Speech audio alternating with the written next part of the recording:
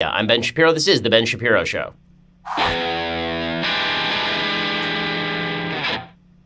Okay, so I do want to get to everything Bush-related. I also want to get to Elizabeth Warren, who even the New York Times is now acknowledging sort of blew herself up at the behest of President Trump. But we begin today by talking a little bit about why you should probably be diversifying. Have you seen the stock market this week? It is not great. Okay, the stock market in the last 2 days has dumped about 1,500 points. So things are not going awesome in stock market world, and that's because things are pretty volatile right now. There's a lot of worry about trade wars. There's a lot of worry about the national debt. And that's why you should at least be diversified. You should have some of your money in precious metals. Can you afford another hit to your retirement like the last downturn when the S&P dropped 50%? Probably not, which is why you should at least have some of your money in precious metals. Trust the folks over at Birch Gold Group. They have thousands of satisfied customers, countless 5-star reviews, and A+ rating with the Better Business Bureau. It's the holidays. You get gifts for everyone, so get yourself a free gift, the gift of understanding how to diversify, by going over to birchgold.com/Ben. You get a free information kit on physical precious metals. See if diversifying into gold and silver makes some sense for you. Go check them out right now. It's a comprehensive 16-page kit showing how gold and silver can protect your savings and how you can legally move that IRA or 401k out of stocks and bonds and into a precious metals IRA if that is something that you are into. To get that no-cost, no-obligation kit, go to birchgold.com/Ben. That is birchgold.com/Ben. Go check them out right now, birchgold.com/Ben. Okay, yesterday was supposedly a moment of unity in Washington, D.C. We had all of the living ex-presidents at the National Cathedral to do a memorial service for George H.W. Bush. And it really was moving, particularly when people who were close to George H.W. Bush spoke. So when George W. Bush spoke, for example, it was incredibly moving. That, however, was not the main headline that came out, because that was never going to be the main headline that came out. Whenever there's a political gathering, let's face it. Okay, when there's a memorial like this, we all get together for 5 minutes and we pretend that we still have something in common. And it's just like a family reunion at Christmas or at Hanukkah or at Thanksgiving. You all get together and go, oh, remember, we're all family. And by halfway through the meal, everybody's throwing food at each other and trying to club each other with the empty bottle of Martinelli's. And that's basically how things are yesterday at the National Cathedral. The good part was everything that genuine friends and family of George H.W. Bush had to say. Here was George W. Bush talking about his father. Dad taught us that public service is noble and necessary, that one can serve with integrity and hold true to the important values like faith and family. He strongly believed that it was important to give back to the community and country in which one lived. He recognized that serving others enriched the giver's soul. To us, his was the brightest of 1,000 points of light. And George W. Bush talked movingly about his own relationship with his father, all of which was good and decent. And then John Meacham, who's a historian, got up and talked about how George H.W. Bush was a 20th century founding father. And here's what he had to say. George Herbert Walker Bush was America's last great soldier statesman, a 20th century founding father. He governed with virtues that most closely resemble those of Washington and of Adams, of TR and of FDR, of Truman and of Eisenhower, of men who believed in causes larger than themselves. Okay, well, the truth is that George H.W. Bush was not a visionary. Right? He lacked what they called the vision thing, and in 1992 it came back to bite him. He was much more of a technocrat, as we talked about yesterday on the program. He was much more of a guy who sort of handled his business. And if he'd been president between 1924 and 1928, for example, I think he would have made a fine president. His presidency between 1988 and 1992 was, to put it mildly, rather lackluster. But the fact that we see him as a unifying figure, I think, says more about where we are as a country than it does about George H.W. Bush. The reality is that when John Meacham says he was the last soldier statesman, remember, John McCain ran for the presidency in 2008 on a similar war heroism record, on a similarly moderate record as a legislator, and he lost to Barack Obama, a wild leftist. Okay, in 2012, a classy, middle-of-the-road guy who probably in temperament most resembled George H.W. Bush lost, again, to Barack Obama. In 1992, George H.W. Bush, that soldier statesman, lost to a probable rapist. Right? So George H.W., the American people decided they weren't interested in the soldier statesman model. And perhaps that's because we actually have had a breakdown in the social fabric. When you think about what George H.W. Bush represented. There's been a lot of talk about him representing higher ideals, but the truth is I think what he mostly represented is he reflected the fact that we used to have a commonality of interest. And look at the institutions to which George H.W. Bush belonged. He was a belonger to the military, obviously. He was a military hero. That was a unifying institution in American life. He was somebody who belonged to the upper crust of the Ivy League establishment. This was an institution in American life where a lot of people had common interests and common values. He was a member of a church, right? He was a church-going man. That was a unifying factor in his life. All of the sort of soft things in the background, all of these soft things in the background that allow us to be a country together, those are what have faded. And that's what we're really mourning when we mourn George H.W. Bush's legacy and his passing, is what exactly happened to that background. What happened to the social fabric that was always the background for the tapestry that was going to be the American story? That's what's missing. And the reason I say that's what's missing is, and when Meacham says that George H.W. Bush reminds us of George Washington, I think that's because George H.W. Bush reminds us of a time when Americans had a lot more in common than they do now. Now, what's weird about that is that we should have more in common now than we did then. Obviously, racial conflict in the United States is thank God, on a downward spiral and has been for decades. Prosperity in the United States continues to rise.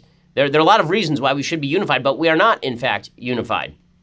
And this goes back all the way to George Washington's farewell address. He wrote a 32-page address to the people of America in which he warned against the spirit of faction. He said that spirit agitates the community with ill-founded jealousies and false alarms, kindles the animosity of one part against another, foments occasionally riot and insurrection. It opens the door to foreign influence and corruption, which finds facilitated access to the government itself through the channels of party passions. He talks about the divisions, the things that divide us. But what is it that will unify us, said George Washington? He said, in vain would that man claim the tribute of patriotism who should labor to subvert these great pillars of human happiness, these firmest props of the duties of men and citizens. This would be religion and morality. He says, the mere politician, equally with the pious man, ought to respect and to cherish them. A volume could not trace all their connections with private and public felicity. Let it simply be asked, where is the security for property, for reputation, for life, if the sense of religious obligation desert the oaths which are the instruments of investigation in courts of justice? And let us with caution indulge the supposition that morality can be maintained without religion. Whatever may be conceded to the influence of refined education on minds of peculiar structure, reason and experience both forbid us to expect that national morality can prevail in exclusion of religious principle. It is substantially true that virtue or morality is a necessary spring of popular government. The rule indeed extends with more or less force to every species of free government. Who that is a sincere friend to it can look with indifference upon attempts to shake the foundation of the fabric. The foundation of the fabric has been shaken. When we look at the tributes to George H.W. Bush, that is the biggest reminder. That is the biggest reminder, is that George H.W. Bush reminded us of a time when there was a common social fabric. Now, there are a lot of people who will say, yeah, but I wasn't part of that social fabric. I was excluded. Right, and then we made moves to try and include more people in that social fabric. But at the same time, we decided it was necessary to shred the social fabric in the name of inclusion. And what that means is that we are now included in a group in which we have no commonality. And that's what we are all reminded of. And when I look at the lineup of presidents who are sitting there, President Trump, who is, for all of the policies that I like about President Trump, a divisive figure. Barack Obama, who's a radical leftist with a corrupt history in Chicago. Bill Clinton, who is a corrupt politician through and through, and his wife Hillary Clinton, who ran for president, being a very corrupt politician. And what we are looking at is a country that really has less and less in common these days. Well, that has led Ross Douthat over at the New York Times to write a piece talking about why we miss the WASPs. And what he's specifically talking about is what exactly is it about George H.W. Bush that we miss? What is his sensibility that we miss? He says, the nostalgia flowing since the passing of George H.W. Bush has many wellsprings. Admiration for the World War II generation and its dying breed of warrior politicians, the usual belated media affection for moderate Republicans, the contrast between the elder Bush's foreign policy successes and the failures of his son, and the contrast between any honorable politician and the current occupant of the Oval Office. But two of the more critical takes on Bush nostalgia got closer to the heart of what was being mourned in distant hindsight with his death.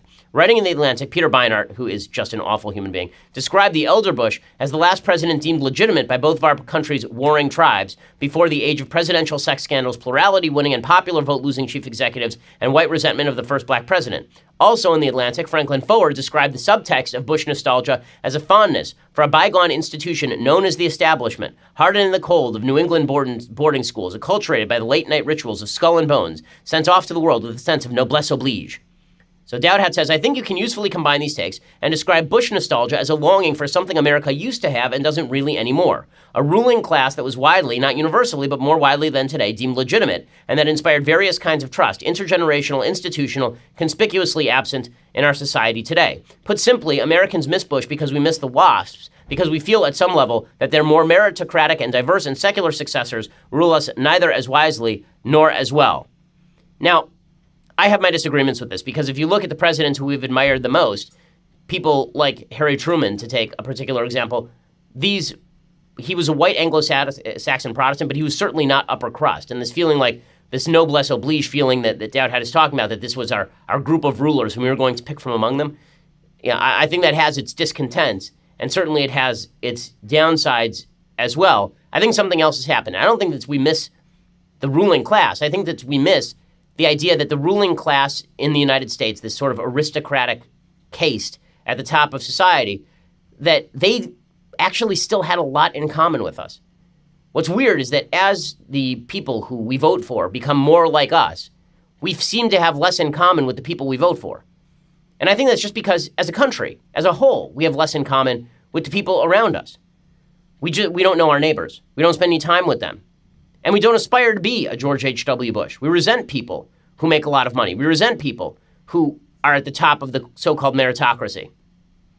I want to talk a little bit more about that in just a second. First, let's talk about something that you can do for yourself this holiday season to make yourself look like $1 million. And that is, you can get a watch that looks like that. Look at this watch. This is a really nice watch. How do I know it's a really nice watch? Because I wear it every day. It is a movement watch, mvmt.com. They've sold over 2 million watches worldwide, and you'll be sure to find the perfect holiday gift this season when you head over to mvmt.com. You know I'm all about supporting ground-up entrepreneurs who work hard for what they want, which is why I love Movement so much. They're a true success story. It makes wearing their products that much more meaningful. They came up and made a name for themselves in one of the most established markets in the world. They've reached exponential growth. And there's a reason for it. Their product is really good. And they're not going to give you watches that tell you 8 different time zones and try and measure how many steps you take today. Instead, they just tell you the time in a spare, minimalist, classy-looking package. Movement watches start at just $95. You're looking at $400 for the same quality from a traditional brand. Not only do I wear a Movement watch, so does my wife, so does my mom, so does my father. I've gotten them for a bunch of my friends as well. Movement has sold almost 2 million watches in over 160 countries. Right now, they have awesome gift boxes and packages for the holiday season. If you need help giving the perfect gift this Christmas, but you don't know where to start, the guys over at Movement Watches have your back. They've curated all your favorite styles into special gift boxes for you, so you can absolutely crush this holiday season without the added stress. Get 15% off today with free shipping and free returns by going to mvmt.com/Shapiro. Movement launching new styles on their site all the time. Go check them out. mvmt.com/Shapiro to get 15% off today with free shipping and free returns, and they have great holiday deals right now. mvmt.com/Shapiro. Join the movement. Go check them out right now. Okay, so Ross Douthat basically makes the claim that George H.W. Bush was beloved because we accepted our ruling caste more way back when. I don't think that's right. Again, I think it's that we had more in common with our ruling caste. That we thought, okay, one day if I work hard, I can be like those people because this is a free society and we share the same values. We have all the things in common that George Washington talked about in his farewell address. But we don't anymore. We don't anymore. Here's what Douthat writes in contravention of this idea. He says, if some of the elder Bush's mourners wish we still had a WASP establishment, their desire probably reflects a belated realization that certain of the old establishment's vices were inherent to any elite, that meritocracy creates its own forms of exclusion, and that the WASPs had virtues that their successors have failed to inherit or revive. Those virtues included a spirit of noblesse oblige and personal austerity and piety that went beyond the thank you notes and boat shoes and prep school chapel going, a spirit that trained the most privileged children for service, not just success, that sent men like Bush into combat alongside the sons of farmers and mechanics in the same way that it sent missionaries and diplomats abroad in the service of their churches and their countries. So he sort of chalks this up to WASP habits. What I would say is that these used to be much more universal values, and they also applied to the people who ruled the country. And now they're not universal values, and they apply to no one. And so our last several presidents have had significant moral failings, have real significant moral failings. And the one who's probably the best man among them, George W. Bush, was excoriated as warmonger by everybody else. And, well, none of this really, all the feel-goodism didn't really hold up to scrutiny for very long, because, as it turns out, we are still an extraordinarily divided nation. And as you know, I'm not ripping on displays of patriotic unity. I think that sometimes those are necessary. But it is hard not to look at the display yesterday in which you had President Trump sitting next to Melania sitting next to the Obamas. The Obamas despise the Trumps, and probably vice versa. And then you have the Obamas sitting next to the Clintons. The Obamas despise the Clintons, and the Clintons despise the Trumps, and they all despise each other. And not think to yourself, maybe we as a country have lost something, right? And that's not a rip on Trump specifically, or even Obama specifically, or even Clinton specifically, although I have serious problems with all of the aforementioned. It does raise questions as to what we as a country have in common when our leadership has virtually nothing in common with each other. And you can see that in some of the video from yesterday. So some of the video from yesterday that was going viral was Hillary Clinton purportedly snubbing the Trumps. And I can see the media trying to gin this up. I am unclear as to whether Hillary Clinton is actually spurning Melania Trump here. It would not be supremely surprising if she were. But I think it's a tape that can be read both ways. What certainly cannot be read both ways is the media coverage of it. So here's what it looked like when Donald Trump and Melania Trump sat down next to the Obamas and the Clintons. So what you will see is Melania and Trump, they're shaking hands with people, and Trump reaches over, he shakes hands with Michelle Obama, and then the Clintons sort of look away from him. Shaking the hands of the Obamas, the Clintons did not acknowledge President Trump. So obviously the media very into the idea that all these people hate each other, because the truth is, we all know deep down they really do hate each other. But you know what the media hates most of all? What the media hates most of all are the Trumps. So MSNBC went nuts over Trump. Now, Trump's behavior at the funeral was nothing, right? I mean, like, he didn't do anything wrong at this memorial service. Trump's behavior at the memorial service was perfectly normal. That didn't stop the media from losing its ever-loving mind over his presence at the funeral. What I love is all of the people in the media saying, well, Trump ripped on George W. Bush, and he ripped on Jeb Bush, and he was mean to them, so he shouldn't have shown up. Does anyone remember Barack Obama calling George W. Bush a war criminal, in essence? He did it a lot. Does anybody remember Bill Clinton going after George H.W. Bush in 1992, excoriating him, trying to destroy him? Does anybody remember any of this? Politics is a partisan game, but the media were very upset that Trump would even be in the same vicinity as an event that people have emotional attachment to. So here's MSNBC going nuts over President Trump. There has not been an example since he emerged on the political stage of him being able to see anything as not about him. Right, it's everything all about is him. about. Right. So this was a service that was not about him, No, and I have to believe not about him. Right. And the premise of being invited was that at least for maybe 2 hours you'd stop all this, and it's Right. not about you, and just Right. take it in. And it really wasn't about him, and you could completely ignore him. I mean, because all he could do was sort of sit there, and the rest of the program went on. Okay, so MSNBC is very upset that Trump did not make it about himself, but it was still all about him. Okay, Don Lemon was even worse. He says that Trump should not have even shown up to the funeral after talking smack about George W. Bush. Again, the great meeting of the mental luminaries Don Lemon and Chris Cuomo on CNN discuss. I don't think that's respect for the human being if you talk smack about them, if you say the nastiest things about them, if you treat them as subhuman, and then you want to show up at their funeral. Really? Hell, I'll tell you what. First of all, the Bushes invited President Trump, right? Senator McCain's family didn't invite President Trump, so President Trump didn't show up. The Bush family invited President Trump and wanted him there specifically for the show of unity. But it doesn't matter. Trump can obey the wishes of the Bush family, and he still will get ripped up and down. The Washington Post's coverage of this was particularly absurd. They have a piece by Greg Jaffe today that says, at George H.W. Bush's funeral, a magisterial presidency meets one diminished by division. Are we going to pretend that George H.W. Bush's presidency wasn't diminished by division? That his presidency was purely magisterial? Is that what we're going to do now? He served one term, and then he lost because a third-party candidate won 19% of the vote. But apparently, every opportunity to use George H. Bush to contrast to Trump, as opposed to contrasting what the country was in 1990 and maybe before with the spirit of America now. No, it's all going to be about Trump. Greg Jaffe at the Washington Post writing, the men who came to eulogize former President George H.W. Bush spoke of the 41st president and the American presidency on Wednesday in broad and magisterial terms. But the words of praise for Bush seem to contrast with the jarring reality. A generation after he left office, the presidency has become all-consuming in American life, yet it has also never seemed smaller and more prone to failure. I don't think they would be writing the same thing about Barack Obama, who militarized the executive branch against his political enemies. That wasn't the only article on the front page of the Washington Post website. They had another article that said, Bush funeral, Trump sits with fellow presidents, but still stands alone. This one from Philip Rucker. From the moment he crossed the transept of the soaring Washington National Cathedral, tore off his overcoat, and took his seat in the front pew, President Trump was an outsider. When the others sang an opening hymn, his mouth did not move. When the others read the Apostles' Creed, he stood stoically. And when one eulogist after another testified to George H.W. Bush's integrity and character and honesty and bravery and compassion, Trump sat and listened, often with his lips pursed and his arms crossed over his chest. So now we're doing body language breakdowns of President Trump at a funeral for national unity. Well done, Washington Post. Really good stuff. Also, I do love there are a lot of people very upset that President Trump and Melania didn't say the Apostles' Creed, while other people said the Apostles' Creed. Are we supposed to pretend that Bill Clinton saying the Apostles' Creed makes him a saint? That suddenly Bill Clinton gets canonized because he was saying the Apostles' Creed? He's a true Christian, Bill Clinton. You know, when he's not stooping everything in sight, with or without consent. We're supposed to pretend that that is just a sign of decency now.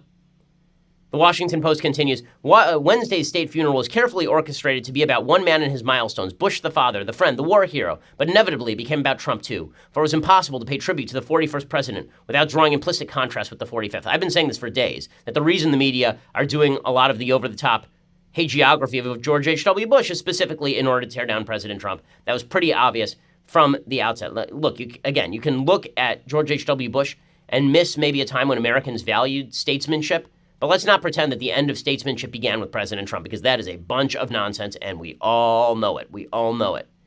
And in a second, I want to talk a little bit about George H.W. Bush's sort of reaction to President Trump.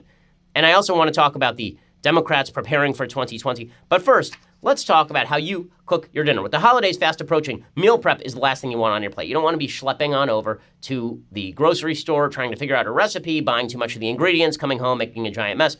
What if cooking delicious, wholesome meals is actually easy? Well, it can be with Blue Apron. Folks around the office have been using Blue Apron for months.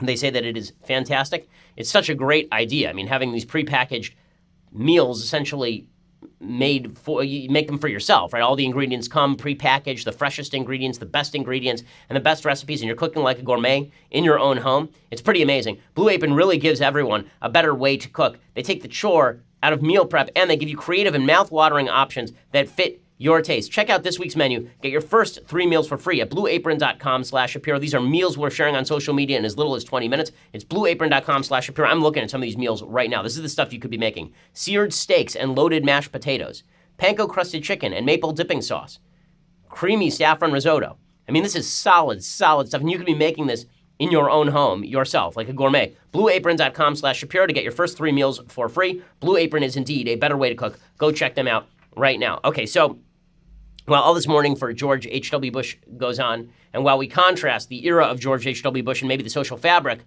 of George H.W. Bush with today's social fabric, it is important to note, as I said yesterday, that George H.W. Bush and the establishment Republicans' disdain for people who are not of the elite did breed a backlash. So here's what Rod Dowdhout is right over at the New York Times. When he says that there's a nostalgia for a sort of aristocracy in the United States, let's not pretend that that did not create a backlash. It absolutely did. One of the things that always used to make me a little sick to my stomach was watching as the Bush family embraced the Clinton family. I never understood it. It made no sense to me. These were not people who shared values. These were not people who shared a vision for the country. And if they embraced each other because they felt that they had something else in common, I'm wondering what exactly that was. I always felt like, a fan of the Boston Red Sox and the New York Yankees, and then you find, and you're rooting for your team to beat the other team, and then you find out that the players in the offseason are best friends and go fishing together, and you think to yourself, wait a second, aren't they supposed to, be fighting against each other? That doesn't mean they should be beating each other's brains in, but the sort of warmth that Bush showed toward the Clintons, the Bush family showed toward the Clintons, was always off-putting to a lot of people who felt like this was more of an evidence of an inborn elite who had decided to associate with each other than people who were really unified with the American people per se. So when Maureen Dowd says that George H.W. Bush cursed about Trump and threw his shoe at the TV whenever he appeared, that creates a rather large backlash against exactly the sort of aristocracy that Ross Douthat is talking about. H.W. was talking about how much he liked Bill Clinton and Obama, and I said, what do you think of this Trump birther thing? And he just said, in essence, he's a jerk, with a different word. And I think I heard later that he was throwing a shoe at the television set when Trump came on. And this is why the media, of course, are doing a hagiography of George H.W. Bush, because this is what they want. They want this division. Now, again, we are going to have to rebuild the social fabric from the ground up, but that's not going to happen anytime soon, not with the politics that we currently have. The latest evidence of this comes courtesy of Elizabeth Warren. So this is just too funny. Do you remember a few weeks back, this is, I think, mid-October, Elizabeth Warren decided that it was imperative that she release a DNA test demonstrating her Native American bona fides, because many people had said, lady, you are whiter than the backside of this sheet of paper right here. I mean, you are as white as the driven snow. And Elizabeth Warren said, no, I have high cheekbones. I'm Native American. And then she went and she got like a genetic test, a DNA test, and it turned out she was maybe 1,024th Native American. And the media celebrated this. We read the headlines at the time. The media said, she has been vindicated. She's a Native American. How dare you question her ancestry? Well, the rest of us were like, that's not what the test showed. And also, what? Well, now it turns out that we won the argument, right? Those of us who actually have any tenuous relationship with reality, we won this particular argument, because now the New York Times is reporting that one-time Democratic 2020 presidential frontrunner, Senator Elizabeth Warren, has fallen on hard times politically. Why? Because of that DNA test. So Trump trolled her into taking a DNA test, and now she's got problems. Quote from the New York Times, nearly 2 months after Ms. Warren released the test results and drew hostile reactions from prominent tribal leaders, the lingering cloud over her likely presidential campaign has only darkened. Conservatives have continued to ridicule her. More worrisome to supporters of Ms. Warren's presidential ambitions, she has yet to allay criticism from grassroots progressive groups, liberal political operatives, and other potential 2020 allies who complain that she put too much emphasis on the controversial field of racial science and in doing so played into Mr. Trump's hands. So she tried to break into the intersectional group by releasing a DNA test, and everybody's like, no, lady, you're white, not allowed. So it's really fun to watch all of these upper crust white candidates try to break into the intersectional battleground that the Democratic Party has become. On the one end, you have somebody like Kirsten Gillibrand, another rich white lady, who tweets out, our future is female intersectional, powered by our belief in one another. And we're just getting started. As my friend and business partner, Jeremy Boring, says, I'm not sure why she's allowed to assume the gender of the future. That seems transphobic. But in any case, Warren went even further. In an attempt to prove she could compete with all the other minority candidates, she didn't just pay tribute to intersectionality. She tried to become part of the intersectional coalition, and she looked really bad doing it. And now the New York Times is recognizing this. So how's the Democratic Party breaking down for 2020? Well, they've got the intersectional radicals. Then they've got the establishmentarians. And then they have the Bernie Sanders radicals.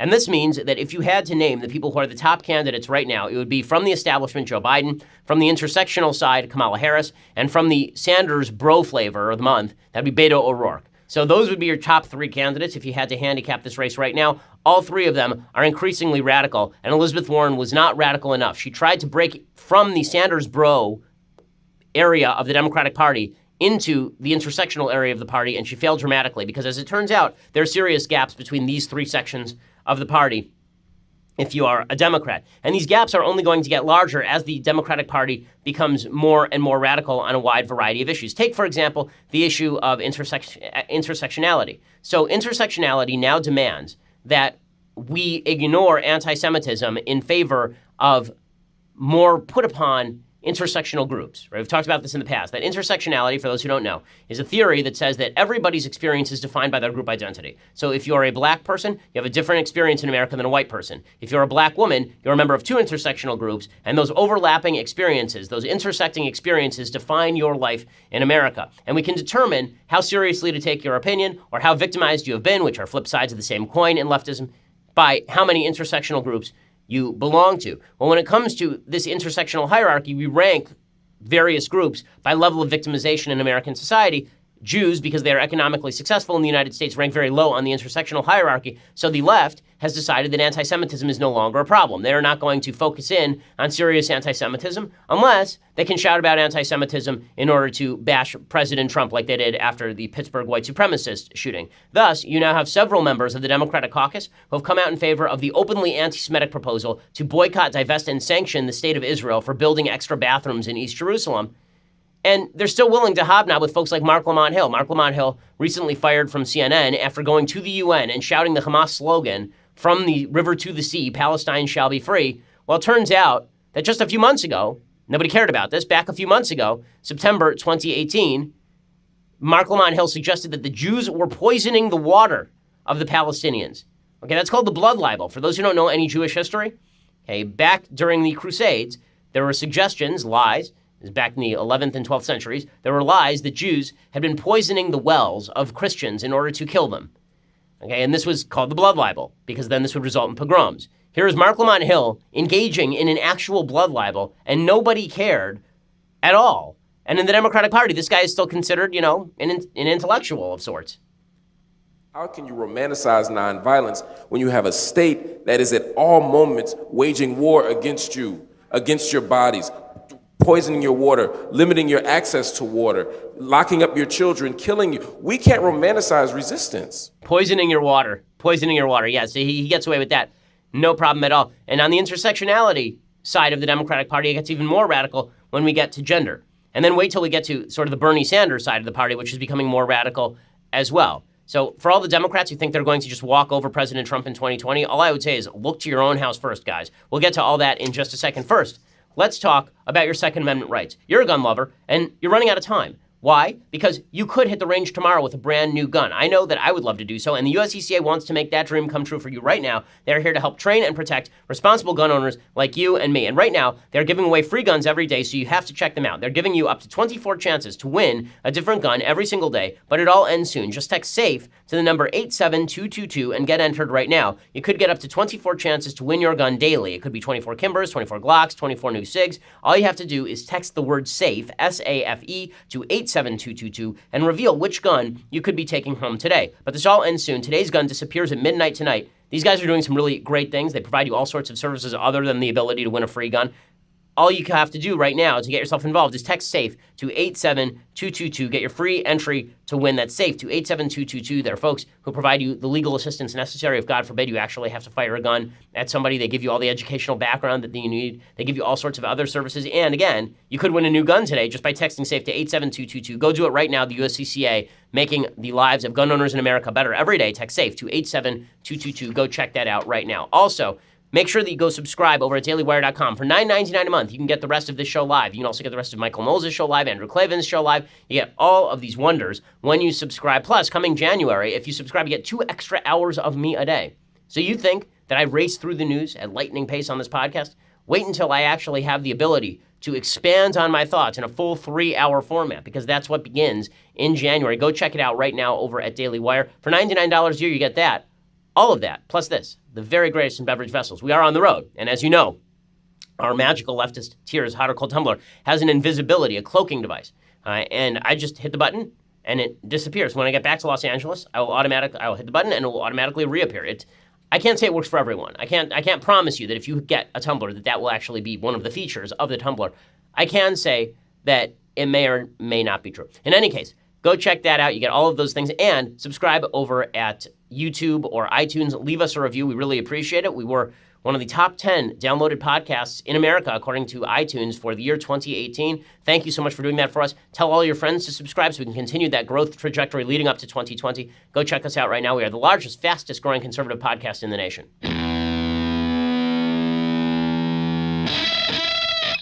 So the intersectional left growing increasingly radical. Elizabeth Warren not radical enough for them. In fact, insulting to them. Elizabeth Warren. It's really insulting to them. Speaking, by the way, of the intersectional left, it'll be amazing to watch as the bad behavior of particular candidates who please the intersectional left are completely overlooked. So I will take, for example, Kamala Harris, who I mentioned before as a possible Tier 1 candidate for the Democrats in 2020. What makes her a Tier 1 candidate? Well, she's a senator from California, and she's a woman and she's black. That's pretty much it. Those are the things. Because she doesn't have a legislative record. She was not a good attorney general in the state of California. I was there. I remember. She does not do anything of note except for tell lies about Brett Kavanaugh, apparently in judicial hearings. But this has made her a front runner because something. Okay, but she's such a front runner. She's so high on the intersectionality scale that she can get away with ignoring the fact that a longtime top staffer of hers just had to pay out $400,000 in a harassment and retaliation settlement. And she didn't do anything about it. This is according to the Sacramento Bee today. A longtime top staffer of U.S. Senator Kamala Harris resigned on Wednesday after the Sacramento Bee inquired about a $400,000 harassment and retaliation settlement resulting from his time working for Harris at the California Department of Justice. Larry Wallace, who served as the director of the Division of Law Enforcement under then Attorney General Harris, was accused by his former executive assistant in December 2016 of gender harassment and other demeaning behavior, including frequently asking her to crawl under his desk to change the paper in his printer. The lawsuit was filed December 30th, 2016, when Harris was still Attorney General, but prepping to be sworn in as the Democratic senator. It was settled less than 5 months later, in May 17, by Xavier Becerra, who was appointed to replace her as Attorney General. By that time, Wallace had transitioned to work for Harris as a senior advisor in her Sacramento office. We were unaware of this issue and take accusations of harassment extremely seriously. This evening, Mr. Wallace offered his resignation to the senator, and she accepted it. Harris spokeswoman Lily Adams wrote in an email. I love this. Harris, who said she will decide over the holidays whether to run for president in 2020, has been a prominent figure in the Me Too movement. So in other words, she knew this for years, and she didn't care for years until the Sacramento Bee asked her about it. How do we know she didn't care? Because she brought him along when she moved to the senator's office. Right, so sexual harassment, don't worry. They'll cover up for Kamala Harris. There's no way they're going to let Kamala Harris go down on something like this. The same thing is true of folks on the left who are, it's not just her. There's a story out of New Jersey today that's astonishing about the New Jersey governor, Governor Murphy. Well, Governor Murphy is a new Democratic hero, Governor Murphy, but it's okay, because he's a Democratic hero, for him to have overlooked allegations of sexual assault in his administration. This is according to Andrew Seidman over at the Philadelphia Inquirer. An official in the Murphy administration described in harrowing terms Tuesday how high-ranking members of Governor Murphy's campaign and staff, including the governor himself, failed to act when she tried to alert them about a campaign aide who she says raped her. I had access to people in the highest positions of power in the state of New Jersey. Katie Brennan, chief of staff for the state's housing agency, testified during a legislative hearing. At each turn, my pleas for help went unanswered. Somehow, it wasn't a priority to address my sexual assault and working with my rapist until it impacted them. So she testified about all of this. This is the first major scandal for Governor Murphy. But is it going to take him down? Of course not. Of course it's not going to take him down. He's a Democrat. Let's not be silly. Okay, the current senator from the state of New Jersey was embroiled in sexual allegations about underage prostitutes in Puerto Rico and is still, or in the Dominican Republic rather, and is still doing just fine.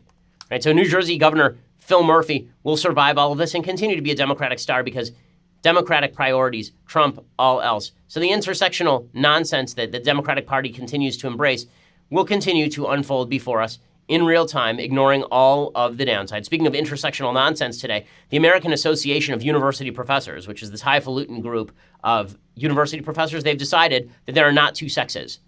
They're no longer two sexes. So intersectionality picking up steam as we go on. It's not just intersectional wings of the Democratic Party that are moving far to the left. It is the economic wings of the Democratic Party that are also moving increasingly far to the left. Their latest bugaboo, the thing that they are going to use to scare everybody into giving them control of the economy, is, of course, global warming. Global warming, they've decided that now global warming, they can come out of the closet now. Global warming is going to be the tool that they use for global redistributionism. Despite the fact, by the way, that the United States is the #1 carbon emissions reducer this year on planet Earth, and the fact that global carbon emissions continue to increase thanks to countries that are signatories to the Paris Accords. Right, this is according to the Washington Post today. Global emissions of carbon dioxide are reaching the highest levels on record, scientists projected on Wednesday in the latest evidence of the chasm between international goals for combating climate change and what countries are doing. Between 2014 and 2016, emissions remained largely flat, leading to hopes that the world was beginning to turn a corner. Those hopes appear to have been dashed. In 2017, global emissions grew 1.6%. The rise in 2018 is projected to be 2.7%. Why? Well, let's see. It says the unmitigated growth of carbon emissions, 4.7% increase thanks to China. The United States basically kept level with its prior increases. EU dropped. India increased by 6.3%. The expected increase is being driven by a nearly 5% growth of emissions in China and more than 6% in India. As nations continue climate talks in Poland, the message of Wednesday's report was unambiguous. When it comes to promises to begin cutting greenhouse gas emissions that fuel climate change, the world is well off target. But this makes Democrats happy because this gives them an excuse, the Bernie bros, it gives them an excuse to push for vast redistribution of wealth. And of course, the person leading that charge in terms of vast distribution of wealth, Alexandria Ocasio-Cortez. Now, again, I don't mean to pick on Alexandria Ocasio-Cortez. She just says dumb stuff a lot. It is also true that if were Alexandria Ocasio-Cortez an actual presidential candidate, there's a good shot that she would wipe out everybody else in the Democratic Party in the primaries. I kid you not. A first-term congressperson. She could easily, I mean, Barack Obama was in Congress for 5 seconds before he ran for president. If Alexandra Ocasio-Cortez were to run for president, I mean, she can't. She's ineligible. She's too young. If she were old enough to run for president, she would do serious damage on the Democratic side because she spans two of the groups. So again, there are three groups in the Democratic Party: the establishment, the Bernie bros, and the intersectional group. She spans the intersectional group and the Bernie bros. And she knows how to pay homage to the establishment group. You have to have two of those groups in order to win a primary. There are very few of these candidates who do. Well, Alexandra Ocasio-Cortez, using the climate change issue as a baton to wield against the United States economy, here she is explaining that climate change is going to establish economic justice across the world, meaning redistributionism. It's not just possible that we will create jobs and economic activity by transitioning to renewable energy, but it's inevitable that we are going to create jobs. It's inevitable that we're going to create industry. And it's inevitable that we can use the transition to 100% renewable energy as the vehicle to truly deliver and establish economic, social, and racial justice in the United States of America. I mean, that is sheer nonsense what she is saying there. She's saying basically that if you cram down enormous amounts of regulation and destroy the carbon basis for the economy, which is particularly effective for poor people, that this will somehow establish economic and racial justice. Really, they're trying that in France right now. You know what it resulted in? Massive riots in the streets and the government of France backing off their own carbon tax. So no, none of that is true, but she's saying the stuff that is necessary inside the Democratic Party. So the great hope for the Republicans is not that President Trump somehow pulls a rabbit out of the hat again in 2020. The great hope for the Republicans is that the divisions in the Democratic Party continue to widen, the divisions between the intersectional side and the progressive side, and that both of those sides continue to double down on the stupid, that both of those sides continue to grow more and more radical, that the intersectional politics of the left causes them to savage each other, which intersectionality inherently does, and that the progressive side, the Bernie Sanders side, continues to embrace more and more socialistic policies, including massive crackdowns on the U.S. economy. It was amazing. Bernie Sanders was tweeting out the other day that Europe has gotten their emissions under control. Why can't we do the same? Okay, so what carbon tax rate would Bernie Sanders prefer? It's always amazing. You never hear anybody on the left actually talk about the tax rates in Europe, which are exorbitant. We talked about it the other day. The tax on diesel fuel in France is 60%. The tax on unleaded gas in France is over 60%. There's not a country in the EU that has taxes on unleaded fuel below 50%. You think that'll work out well? You try that in the United States? It's real easy for all these folks to say this when we are the biggest booming economy in the history of the world. What happens when the United States economy drops? Do you think that Europe's going to be able to continue to grow economically if the U.S. destroys its own economy on the shoals of this environmental redistributionist nonsense? Of course not. Of course not. But Democrats will continue to promote it because they have lied to their base about the impacts of all of their proposed policies. Now, speaking of liars, this is an amazing story. Lena Dunham, who's the creator of Girls and just an awful person, she claimed she had inside information in November 2017 exonerating a writer named Murray Miller from claims by actress Aurora Perrineau that he had sexually assaulted her in 2012 when she was 17. Well, it turns out that she lied. So she issued a statement in 2017. She said, during the windfall of deeply necessary accusations over the last few months in Hollywood, we've been thrilled to see so many women's voices heard and dark experiences in this industry justified. It's a hugely important time of change, and like every feminist in Hollywood and beyond, we celebrate.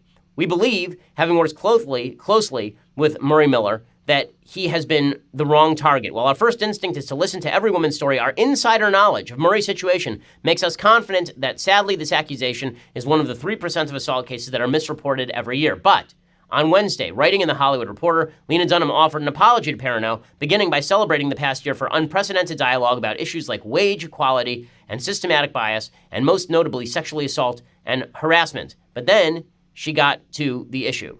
She said, so many of us have spent such a long time hiding our trauma. At least I know I had. And I walked around feeling like such a victim.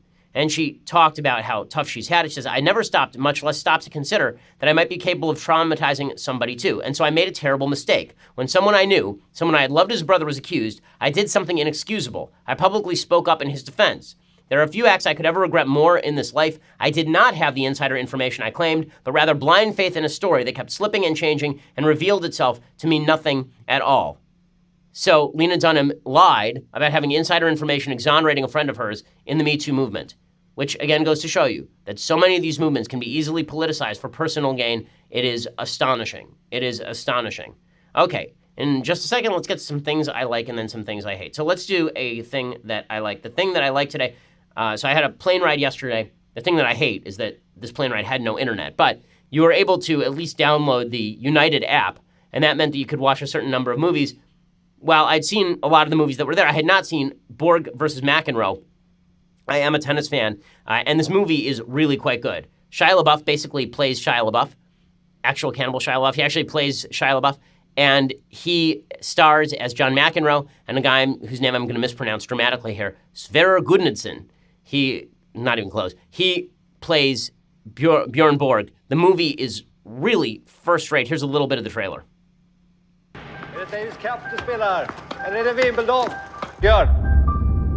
It's the perfect rivalry. The baseline player and the net rusher. Tennis är nog inte en idrott avsedd för alla skick. So a lot of the movie is in Swedish, obviously, because Borg grew up in Sweden.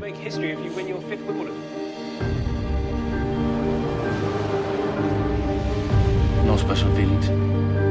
Just funny, bro. The only thing standing between Borg and that record is you. You and Borg are as different. So the movie is really worth watching if you're a tennis fan, if you're a sports fan, and it's good drama. It's well acted. LaBeouf is really first rate in it. He's actually a really good actor. He's a talented guy, Shia LaBeouf. It's too bad the guy has such issues, because if he could control himself, he'd really be a bigger star than he is, as opposed to making headlines for whatever is his latest shtick. Okay, so time for another thing that let's see, is there anything else that I like today? No, let's do some stuff that I hate. So, things that I hate. Okay, thing that I hate, number one. So California is now looking to mandate solar power for new homes. According to the Orange County Register, California officially became the first state in the nation on Wednesday to require homes built in 2020 and later be solar powered. To a smattering of applause, the California Building Standards Commission voted unanimously to add energy standards approved last May by another panel to the state building code. Two commissioners and several public speakers lauded the new code as a historic undertaking and a model for the nation. The new provisions are expected to dramatically boost the number of rooftop solar panels in the Golden State. Last year, buyers took out permits for more than 115,000 new homes, almost half of them for single-family homes. Why do I hate this? Not because I hate solar energy. I'm fine with solar energy. I hate this because inevitably this is going to increase real estate prices because now it costs more to build a home. When the cost goes up, that cost is passed on to the consumer. Or, theoretically, it will be the state of California paying for the subsidy for all of this, which means raising taxes in the state of California yet again. The state of California is already running massive, hundreds of billions of dollars of debt, and the idea, trillions of dollars of debt if you count their unfunded liabilities. And if you look at all of that combined with the tax rates in California, which are the highest in the nation, let's just add some more regulation on top of that and increase real estate prices in the middle of a real estate shortage. Makes perfect sense to me. Just genius stuff happening in California every single day. But when there are no consequences to your activity because people in California vote basically straight line Democrat no matter what, then you can do presumably whatever you want. Okay, other things that I hate. So there's a story over at BuzzFeed News today about Neil deGrasse Tyson. This is really starting to gain steam now.